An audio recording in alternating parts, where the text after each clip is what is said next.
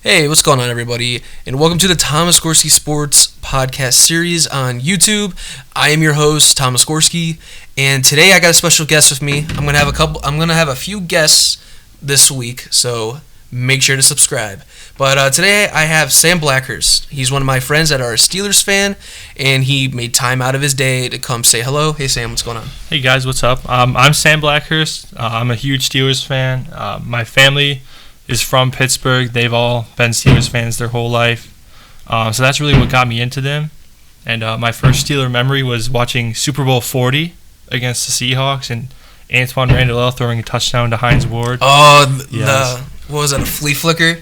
Yeah, it was some trick pass where they throw it to the receiver and then he comes wide back open. Around, wide open. That was my first memory watching it with my dad. And yeah, I've just been a fan ever since. I've been to 2 Steeler games. We'll get into that later because I know we're going to talk about that. But yeah. Yeah, I mean, I hate the Steelers.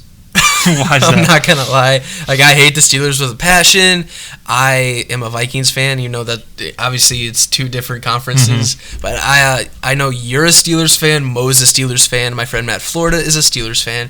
And your fan base annoys the hell out of me because it's not like I'm jealous because you guys are good or anything. It's just because it's like I feel like you guys are okay with dirty football sometimes. Like I've seen a few dirty hits. Like I feel like your coaches have literally taught them how to hit dirty, like James Harrison, Sean Davis in Kansas City a few years ago, Ryan Shazier on Giovanni Bernard in that wild card game. Yeah, I mean, some of the fan base is they're bandwagons, and you can tell. A lot of teams have it, but I feel like the Steelers fan base a lot of them are bandwagons. They don't know what they're talking about. But I could see there's a lot of dirty hits that have come to Steelers games. I could see where people... There's literally a 5-minute highlight reel of James Harrison hitting people and their helmets are flying a different direction. I bet he's cracked the helmet. I guarantee he's cracked the helmet. It's a bad man right there, James Harrison. Yeah, he is. He's a bad, bad man. Maybe a future Hall of Famer. I don't know. It's an intriguing case. He did go, he kind of hurt his reputation with Steelers fans because he went to New England for that 1 year. Oh, whatever. And Cincinnati. Those are the 2 worst teams you could go to. He started with the Ravens, though, didn't he? On the Ravens practice squad? Yeah, they cut him. And then they brought him back. Yeah. And then they cut him again. And then they brought him back. He's like, nah. He's like, fuck y'all. I'm going to Pittsburgh. And then he goes and has potentially a future Hall of Fame career. All right, so tell me who is your favorite Pittsburgh Steeler of all time and why? Of all time, I'm going to have to go with Ben Roethlisberger. Big Ben. You can see how much he means to the franchise. We lose him for the year, no playoffs. But, you also lost Juju, James Conner. James Conner and Juju, they get hurt a lot, and I feel like Juju didn't have a consistent year, which is why he had so many drops. He didn't have the stats that you'd think he'd put up, but obviously having Antonio Brown helped that. All right, what's your favorite Big Ben memory? I feel like I know what it is. I want to make sure I'm right, though. It's a tough choice. I'm going to go... If it's not this one, I'm going to kick you out. No, I'm kidding. I'm going to go with the one I can remember is the shoestring tackle in the AFC Championship game against Peyton Manning and the Colts. Oh, you've got to be Jerome kidding me. Bettis' fumble. What did you think it was going to be? How can you call yourself a Steelers fan and how is this not your top play? To Santonio Holmes in the corner to basically win the Super Bowl against Arizona. If he didn't make that tackle, he wouldn't be in the Super Bowl. Oh my gosh. What is wrong with you? Both are up there, don't get me wrong. But do you guys see what I have to deal with? I'm a Vikings fan. They haven't made the Super Bowl since the late 70s. This dude's, since he's been alive, they've been in 3. And his favorite play from his favorite player isn't even in the Super Bowl to win it. You know what? I don't even know. Oh my gosh. All right, so they had a very disappointing season. They went 8-8 when everybody expected them to be better, and obviously Mason Rudolph is Mason Rudolph, where he's not good enough to be talked about. And you lost James Conner, you lost Juju Smith-Schuster, you lost Big Ben, and then you got big old Duck Hodges. Duck Hodges. According to Florida, he's a future Hall of Famer before he even made a start. I don't even I don't even know what to say about that one. But he's a homer. I'll give Duck this. He did provide a spark. I think he's earned the right to be the backup quarterback next season over Mason Rudolph. I know they already announced Mason Rudolph as the backup. I just feel like he has the better arm. He has the physical size. The prototypical 6'5" quarterback. Bears made that mistake.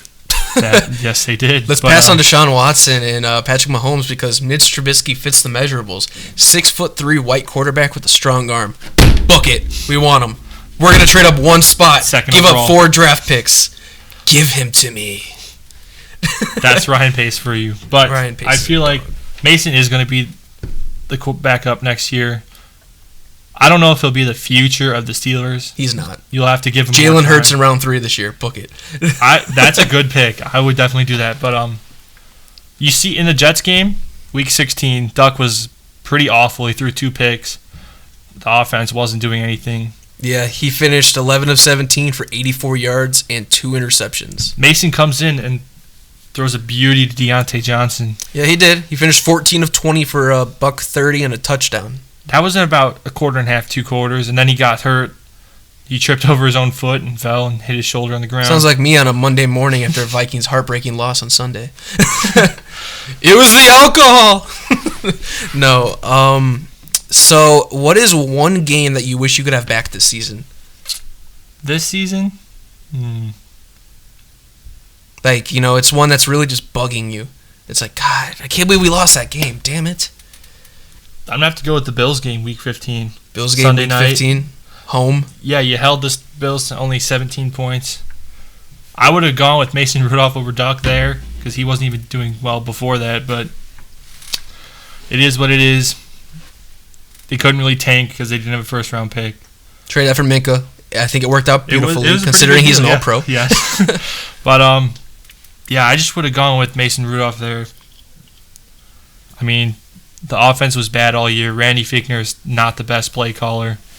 I feel like you have to move on from him as well, but it's not up to me. But I feel like you're not the general manager. That was a must-win game. And then they blew the next week against the Jets, which is even probably worse. And it all just went downhill from there. Okay, so going into the offseason, what are the 3 main concerns of this team going forward, and how could you fix them? I feel like the first main point that the Steelers need to address this offseason is a consistent running game. James Conner gets hurt way too much for my liking. So I feel like Benny Snell is going to have a good year next year. He could be the lead back.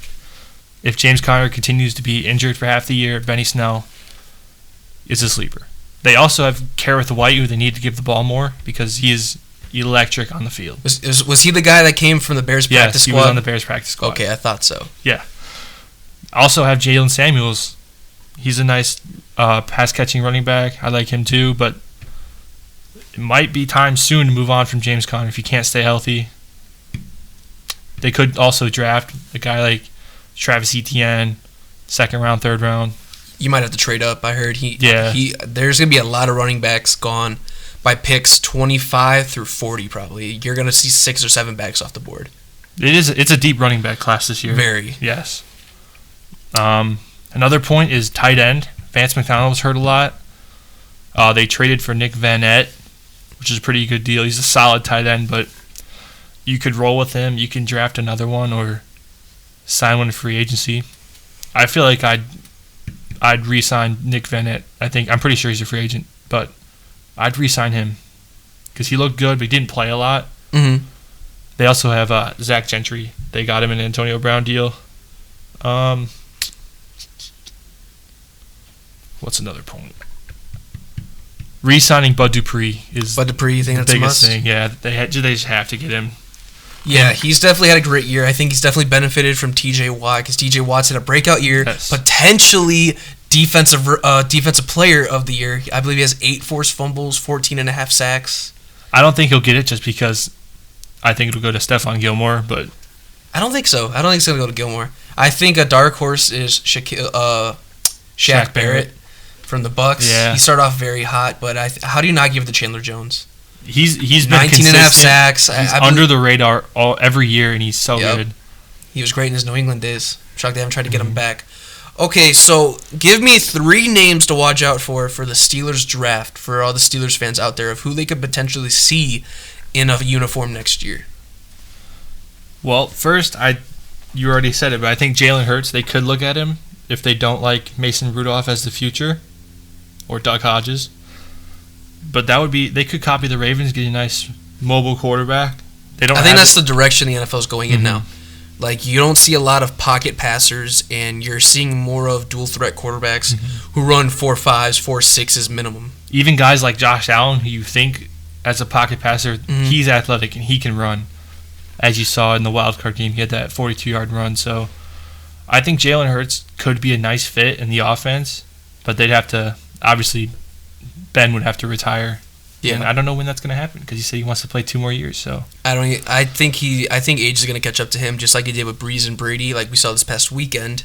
And I think we're going to start to see the decline of Ben. You've seen it the past 2 years already, where he's not Big Ben. You know, he's not the Big Ben that Pittsburgh remembers. He's just okay. He's a top 15 guy, but I mean, if they don't have playmakers around him, like, I'd feel more confident if they had Le'Veon Bell, still Antonio Brown, to go with Juju in the top 5 offensive line. Then Big Ben could play till he's 40 at an elite level, but I don't think he's built enough to last. We'll right see. now. I mean, he had a year off. Just got to get that elbow healthy. It's going to be fun to watch him and Juju back, but I think you got to get some offensive line help. The offensive line was inconsistent. Yep. And I think Mike Munchak leaving, that was a big part of it. Yeah, and Ramon Foster, he's getting up there. Is he going to be back? I think they'll cut him because they saved $4 million in cap space. And that right side's taking a hit. You lost Gilbert last year. You're going to lose Foster this year. No wonder James Conner is not being productive. Right side was his money. We got to see. They might draft some more guys. They're pretty good at drafting late offensive linemen, but I think they'll go with B.J. Finney at guard, Pouncey at center, Villanueva again. He's getting up there too. It's going to be a big switch from last year, I believe. Okay. So this will be my last question of the day. I had it saved here. Let me find it. It was about your general manager. It was just a rumor. So Kevin Colbert's contract expires after the draft. Okay. Mm-hmm. So it's up in the air if they'll bring him, if they're bringing him back. Because last I checked, they haven't been in any talks at all about a contract extension. And Dan Snyder from the Redskins is looking to bring somebody in with experience after the draft is concluded. And it says here from Chad Forbes, NFL Draft Bites, he's a pretty reliable source. It says Steelers' Kevin Colbert's contract expires after the draft. Talk about a great move if Dan Snyder could pull that off to bring him in. So there's been a little bit of rumors. What are your thoughts? I just don't feel like the Rooneys could let him go. I don't know. Obviously, I don't know what's going on in their heads, what they have a replacement for him, but I just don't see him leaving. And he's been there for 13, 14 years. Yeah. I just don't see it. Especially going to a dysfunctional organization such as the Redskins makes absolutely no sense. The Redskins and the Steelers are polar opposite organizations. The Redskins are an absolute mess. They might have the worst owner in sports. I could see that. I wouldn't question it. But, the Steelers are so consistent. They've only had 3 head coaches in the last 50 years. I just can't see them letting him go. If you don't have a good replacement for him, why would you let him go? All right, and I asked this to all of my guests towards the end. Super Bowl prediction: who plays who and why, and then we'll conclude the interview. I'm gonna go with the Ravens, just because Lamar is offense is unstoppable right now. Pretty much unstoppable, and then in the NFC, I would have said the Saints before the playoffs started, but Skull, baby, Skull. I'm gonna go with San Francisco just because. San Francisco. Just because they have the home playoff, the road goes through them. Minnesota's going to be a tough out, though. I can see Minnesota also winning that, too. You guys hear that? Minnesota's going to be a tough out. I'm hopping on the bandwagon. He's hopping on the bandwagon. Let's go. Kirk Cousins is turning into Joe Flacco 2.0. Let's roll. Let's do it.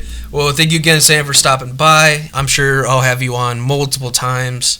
So again, thank you for coming on. No problem. All right, and that'll conclude the interview with my friend Sam Blackhurst. Again, you are listening to the Tom Sikorsky Sports Podcast series, and this will conclude the episode. Thank you all for listening so much, and have a good day.